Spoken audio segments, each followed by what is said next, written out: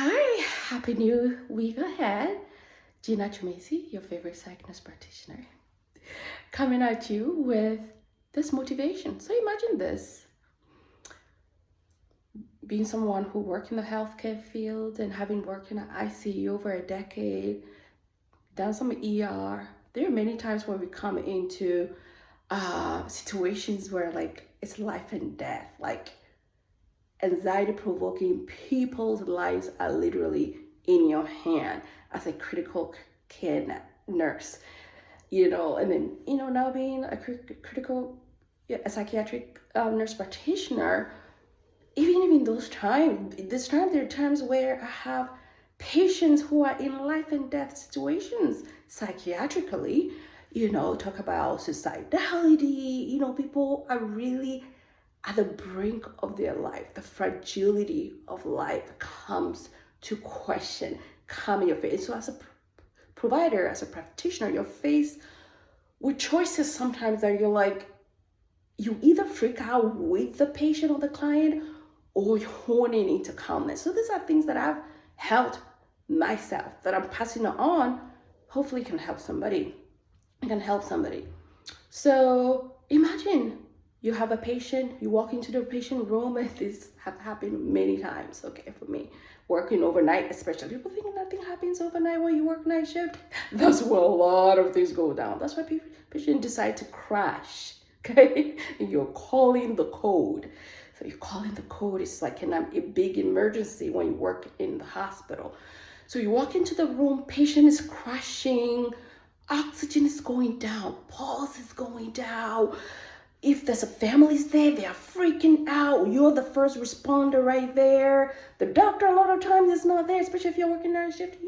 Night shift nurses, you gotta call that doctor. If that doctor is a cranky, perturbed, disturbed, who knows what you're getting, especially at nighttime, you're disturbing their sleep. If it's not an open-minded doctor, a doctor who's burnt out, you're already anxious to make that call too. But besides that, or the team on, it's not a cohesive team. That's a whole different podcast.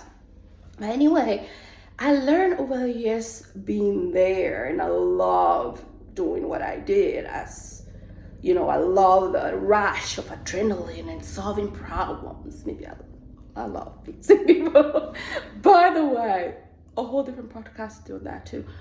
But honing into the calmness. What do I do? What are the next steps? You cannot be an intensive care practitioner and freak out. I've had a lot of coworkers who are like that, and it's like it makes the whole process chaotic, crazy, painful, and it can be painless. So you keep your calm. What do I do first? Okay, practice what you're gonna do first in your head sometimes. Okay, oxygen is gonna go on. You're gonna have to delegate, call the code, press the button, make sure the patient has oxygen on first of all. The board is under, so you're doing effective CPR. I'm using this scenario, call the team on, right? I'm using this scenario. I didn't want to forget that last statement, to call the team on. Oxygen, the board under, so the effectiveness of the process, and then call the team on. Sometimes you have to do that simultaneously, pressing the panic button. So when you're going through life, imagine yourself when you go into difficult situations. And I use that now a lot. I try to put myself when real life situations are happening. Like, let's say I'm dealing with a difficult coworker, a difficult employee, a difficult partner, a difficult sibling, a difficult parent. I said to myself, imagine this being a code blue, okay? Not code brown. It's a whole different one too, code brown. Ew. But anyway, what do you do first? Put oxygen on. First, you, Gina, calm down. Now put the oxygen on the people around you so they're safe. Now call on teams that you feel safe around. Could be therapy, your pastor, your safe. Emphasis on safe friends. Call them around you, because sometimes in those situations, you have to rally a team. You cannot just go into a code blue trying to save that patient by yourself. That's a disaster. While you're doing that, make sure you're documenting every step of the way. That's why there's a person designated to write down everything. So at the end of the day, you have a huddle. What did go right? What went wrong? You learn. I have a growth mindset. We learn. Shit happens. Shit has happened. The patient has crashed. You can change that. So now what do we learn? What are the things that didn't do well? What are the things that failed?